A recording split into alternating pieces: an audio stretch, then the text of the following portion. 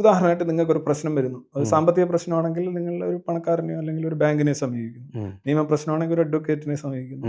ആരോഗ്യ പ്രശ്നമാണെങ്കിൽ ഒരു ഡോക്ടറെ സമീപിക്കുന്നു.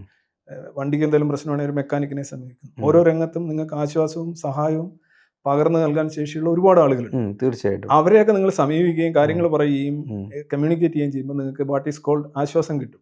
അത് റിയൽ ആശ്വാസമാണ്, ഉള്ളതാണ്, അത് സാധുവാണ്, വാലിഡാണ്.